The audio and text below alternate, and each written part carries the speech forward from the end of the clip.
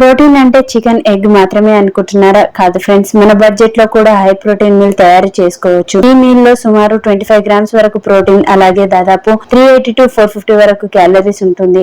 ఈ high protein recipe ఎలా prepare చేయాలో చూద్దాం. ముందుగా అయితే వామ్ వాటర్ తీసుకోవాలి ఒక గిన్నెలో. ఇందులోనే కొద్దిగా ఉప్పు వేసుకొని సోయా చంక్స్ అనేది వేసేసుకోవాలి. ఇలాగా ఒక 10 minutes పెట్టేస్తే మెత్తపడిపోతాయి. సో ఒకసారి అయితే చూద్దాం. ఇవైతే మెత్తగా అయ్యాయి కదా, ఇక వీటిని గట్టిగా స్క్వీజ్ చేసుకోవాలి. ఇలాగా స్క్వీజ్ చేసుకోవడం వల్ల మనకి స్మెల్ అనేది పోతుంది. ఇక పక్కన పెట్టేసాం. మరొక పాన్ పెట్టి అందులో అయితే ఒక 3 tablespoons వరకు ఆయిల్, అలాగే జీలకర్ర, ఆవాలు, ఒక 2 పచ్చిమిర్చి, అలాగే కరివేపాకు కూడా వేసుకోవాలి. ఇందులోనే చిన్నగా కట్ చేసుకున్న ఆనియన్స్ అండ్ మనం ముందుగా పక్కన పెట్టుకున్న మొత్తం సోయా అనేది వేసేసుకోవాలండి. సో ఇదైతే లో ఫ్లేమ్ లోనే చేసుకోవాలి. సోయా అనేది కాస్త గోల్డెన్ బ్రౌన్ అయితే రావాలి. ఇలాగా ఇందులోనైతే కొద్దిగా ఆయిల్ ఎక్కువనే పడుతుంది. సో కొంచెం ఎక్కువనే వేసుకోండి. ఇక ఇందులోనే కొద్దిగా ఉప్పు కూడా వేసేసుకోవాలి. ఇందులోనే కొద్దిగా పసుపు, అలాగే కొద్దిగా ధనియా పౌడర్ అయితే వేసేసుకోవాలి. ఇలాగా వేసుకొని అయితే కొద్దిగా కలిపేసుకోవాలండి. సోయాలో హై ప్రోటీన్ ఉంటుందండి. సో మనకి వెజిటేరియన్స్ వాళ్ళకైతే బెస్ట్ ఆప్షన్ అండ్ ఫైబర్ కూడా ఎక్కువ ఉంటుంది అండ్ బడ్జెట్ ఫ్రెండ్లీ కూడా. ఇక ఇందులోనే 1/2 స్పూన్ వరకు అయితే కారం వేసుకుంటున్నాను. సో ఇలాగా వేసేసుకొని దీన్ని అయితే కలిపేసుకోవాలి. ఇదైతే కొద్దిగా ఆయిల్ ఎక్కువనే పడుతుంది కాబట్టి కొంచెం ఎక్కువనే వేసుకోండి. సో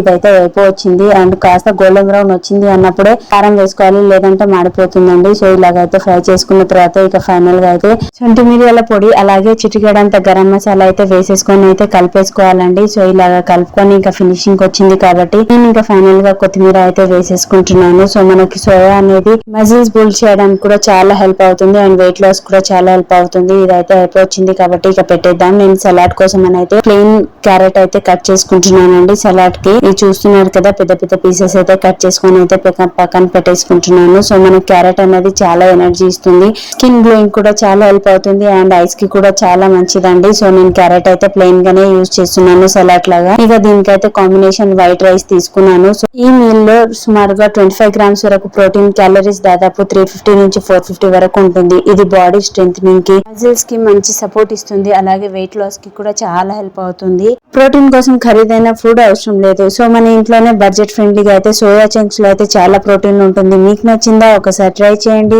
మీకు ఎలా కుదిరింది అనేది కమెంట్ చేయండి, లైక్ చేయండి, షేర్ చేయండి, సబ్స్క్రైబ్ చేయడం మర్చిపోకండి. మరో కొత్త రెసిపీతో మీ ముందు ఉంటాను. Until then thank you for watching.